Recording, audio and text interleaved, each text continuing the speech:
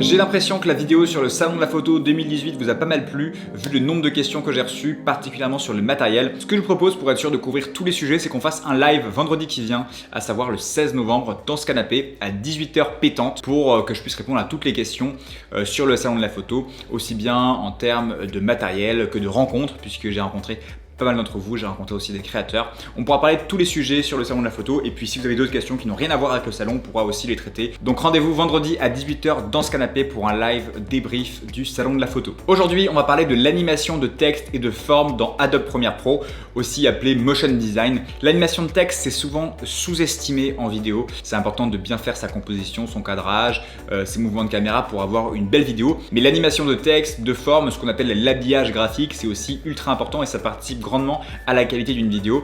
Alors j'ai déjà fait une vidéo qui s'appelle animer un texte dans Adobe Premiere Pro où je vous explique comment faire du motion design vraiment très simplement, mais ici on va parler d'animation de texte un peu plus évoluée. La première solution pour apprendre le motion design, c'est de se familiariser avec les logiciels qui existent. Il y a deux écoles. Soit vous êtes du côté Final Cut Pro 10, dans ce cas là vous avez un logiciel dédié qui s'appelle Motion, un logiciel d'animation qui est développé par Apple. De l'autre côté il y a Premiere Pro avec After Effects qui est un logiciel spécialisé en animation, très complexe, un peu une usine à gaz, mais il permet d'aller beaucoup plus loin.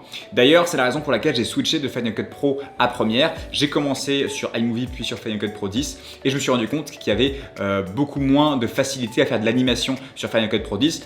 Le logiciel Motion est bien fait, mais la majorité des tutoriels, des vidéos sur internet concernent After Effects et pas Motion. Et la majorité des professionnels dans le milieu de la vidéo utilisent aussi After Effects. Si vous êtes sur Premiere Pro comme moi et vous voulez vous familiariser avec After Effects, ça va être quand même compliqué. Il y a beaucoup de ressources en ligne qui expliquent comment fonctionne After Effects. Moi-même, j'ai suivi ces formations-là et je connais les bases d'After Effects. Mais si vous voulez aller vraiment très loin, animer des formes, ça va très vite devenir complexe et pour moi c'est un vrai métier. Je préfère me concentrer sur le montage vidéo et sur la captation plutôt que sur l'animation de forme. Alors certains font les deux, sont monteurs et à la fois motion designer et c'est super, mais pour moi c'est vraiment un métier à part entière et les quelques fois où j'ai essayé de me familiariser sérieusement avec After Effects, j'ai commencé une formation, pendant 2-3 jours j'étais à fond dedans, j'animais des choses et j'y arrivais bien et puis j'ai lâché et quelques semaines après il faut reprendre tout à zéro ou presque. Donc ça devenait un petit peu trop complexe, mais vous en faites pas, il y a une deuxième solution, c'est d'utiliser des templates qui sont en fait des projets After Effects, si on prend l'exemple d'After Effects, qui ont été créés par des motion designers et qui sont uploadés sur des plateformes où on peut les trouver en payant ou gratuitement. Par exemple, il y a Video Hive, il y a Motion Array, Rocket Stock, voilà, différents sites sur lesquels vous allez trouver des templates de motion design. Alors le souci de ces templates de motion design, c'est que sur le papier c'est génial, on se dit qu'il y a juste à modifier un petit mot et on va pouvoir épater ses clients avec des belles animations, mais dans les faits c'est un peu plus compliqué que ça. Quand on change un texte, parfois l'animation ne fonctionne plus et puis les ponts entre After Effects et Premiere sont censés être simples, mais dans les faits c'est un peu long. Par exemple, il faut souvent exporter son animation avec un fond transparent pour l'importer dans Premiere. Il y a une fonctionnalité qui s'appelle Dynamic Link entre After Effects et Premiere, mais ça marche pas très bien. Du coup c'est un petit peu long et c'est peu flexible. Mais aujourd'hui avec la nouvelle mise à jour Adobe 2019, tout change et là j'ai une super solution à vous proposer. Ce sont en fait les Mogert, les .mogrt qui sont des templates Premiere et qui sont faits à partir de fichiers After Effects. Et en fait ça simplifie tout puisqu'on n'a plus besoin de sortir de Premiere pour faire des belles animations. En fait vous achetez un pack sur internet, vous l'uploadez dans Premiere et là vous allez pouvoir changer directement dans Premiere toutes les animations et depuis très peu de temps, depuis la dernière mise à jour, vous allez aussi pouvoir changer les typos, les polices du coup des textes utilisés. Et là ça change tout, c'est beaucoup plus simple. Jusqu'à peu de temps, jusqu'à la dernière version de Premiere, on ne pouvait pas changer les polices de texte directement dans Premiere Pro, ce qui fait qu'on pouvait montrer par exemple un titre à un client et puis s'il l'aimait bien, il fallait ensuite aller dans After Effects, changer le titre, le réuploader. Enfin bref, c'était quand même très compliqué, ce qui fait que j'utilisais pas beaucoup ces templates là. Mais maintenant qu'on a cette nouvelle mise à jour, tout est beaucoup plus simple. Pour être très concret, je vais vous montrer comment trouver de magnifiques packs d'animation dans un site qui s'appelle Video Hive et ensuite je vais vous montrer sur Premiere Pro comment l'utiliser pour faire varier différentes animations.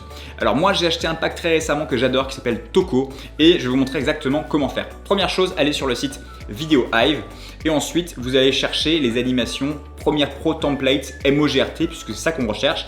Vous pouvez aussi trouver des animations sur After Effects, mais vous serez dans un process plus compliqué puisqu'il faudra d'abord ouvrir After Effects, puis ensuite faire soit un Dynamic Link, soit exporter votre fichier. Donc je vous conseille vraiment de rester avec des fichiers Premiere Pro.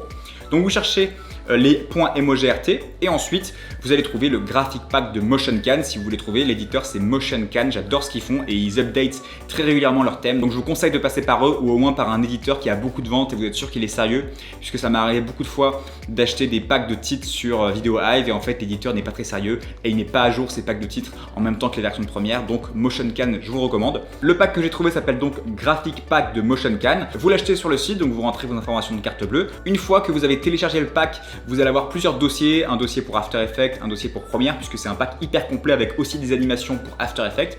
Vous allez dans le dossier Premiere et vous allez copier-coller ce dossier à l'adresse que je vous mets juste ici. Donc c'est bibliothèque, application de support, Adobe, Common, Motion Graphic Template, enfin c'est un peu complexe mais je vous écris tout ça ici. Pour y aller facilement, vous pouvez aller dans la barre de recherche sur aller au dossier et puis vous tapez directement ce que j'ai écrit ici, je vous mets aussi en description. Vous copiez-collez votre dossier et c'est tout bon. Ensuite dans Premiere, vous allez cliquer sur fenêtre, objet graphique essentiel et là dans la barre de recherche, vous tapez juste Toco, c'est le nom du pack et vous allez tomber sur toutes les animations. Alors c'est un petit peu complexe de voir directement les animations de Premiere, elles s'animent pas très bien. Donc ce que je vous conseille de faire pour plus de simplicité, c'est que vous retournez dans le petit pack que vous avez acheté, vous avez un dossier qui s'appelle Preview et à l'intérieur Folders Preview, vous l'ouvrez, ça vous ouvre une page sur votre navigateur et vous avez toutes les animations qui défilent hyper bien classifiées sous forme de GIF et c'est comme ça que je fais moi en général, je choisis mes animations sur la page internet et ensuite je vais dans Premiere Pro pour construire les animations en tant que telles. Assez parlé, maintenant je vais vous montrer concrètement comment animer différentes animations de ce pack directement dans Premiere Pro. On va en prendre 2-3 et on va changer différents textes, différentes couleurs, vous allez voir c'est hyper simple et on peut faire de superbes animations. Je suis dans Adobe Premiere Pro, j'ai créé une séquence, tout ce qu'il y a de plus normal, 25 images par seconde en Full HD. Et maintenant, pour mettre un titre, je vais aller sur le petit fichier HTML Preview pour voir tous les titres qui sont disponibles. Donc vous voyez, c'est hyper bien fait. À gauche, vous avez un menu qui est trié par là, écran de fond, des formes, donc il y a des carrés, des flèches, des call-outs qui sont des titres qu'on peut traquer sur une image, des transitions, des infographies, des titres. Il y a plein de choses, je vous laisse regarder, mais c'est un pack qui est très complet. Et on va prendre quelques exemples. Alors c'est parti. Imaginons qu'on va sur Title, on cherche des titres et on regarde donc les différentes animations et très vite on voit lesquelles nous intéressent et lesquelles nous intéressent pas. Imaginons qu'on est intéressé par le 6, Title 06. On retient le nom, on va dans Premiere. On va ouvrir donc fenêtre objet graphique essentiel puisque c'est avec cette fenêtre là qu'on va trouver nos titres. Et ici on va venir écrire 06, hop. Et on a toutes les animations qui finissent par 06, donc notre titre est ici. On vient le déplacer sur la timeline. Il nous demande si on veut garder les réglages existants. Le titre est en 4K alors que ma séquence est en Full HD. On dit oui, on conserve les réglages existants. Et là, on a le titre qui apparaît de façon très simple. Et pour le modifier, on vient cliquer sur le titre. Et ici, dans modifier à droite, dans objet graphique essentiel, on va avoir tous les paramètres modifiables. Donc le titre, par exemple, on change Toco, on écrit j'aime la vidéo. Voilà, en quelques secondes j'ai tout changé. Et on peut aussi changer les typos, ça c'est super. Par exemple, on veut changer j'aime, on veut pas utiliser Bebas Snug, mais on veut utiliser Futura, et ben on peut changer la typo en quelques secondes. On peut aussi changer avec ce clic là, tout en majuscule ou en bas de case. Ici on peut choisir gras, italique. On peut changer la taille des titres. C'est vraiment hyper simple, hyper flexible. On peut changer les couleurs aussi, ici. Par exemple, on va prendre un titre bleu. Et voilà, en quelques secondes, on modifie tout.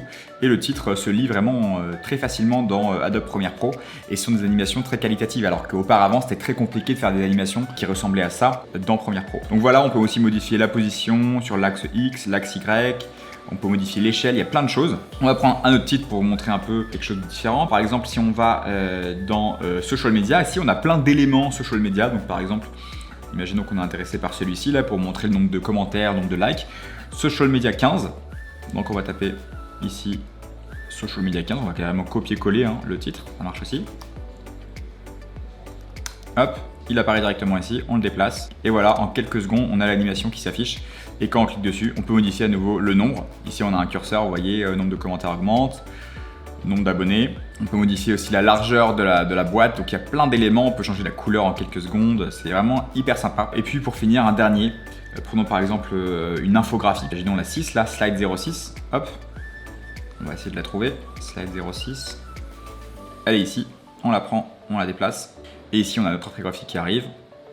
Alors là, c'est un petit peu plus long à charger parce qu'il y a beaucoup d'éléments. Mais si on la lit plusieurs fois, voilà, ça s'affiche plus vite. C'est juste la première fois où elle est un petit peu longue à s'afficher. Et si on clique dessus à nouveau, on va pouvoir modifier ici tous les éléments. Donc voilà comment animer facilement du motion design dans Adobe Premiere Pro. Pour résumer, l'animation de texte ou le motion design, c'est hyper important pour avoir des vidéos de qualité, au moins aussi important que vos images. C'est quand même compliqué, c'est un métier à part entière. Donc moi, ce que je vous conseille de faire, c'est d'apprendre juste les bases sur After Effects pour pouvoir quand même parler le langage de l'animation.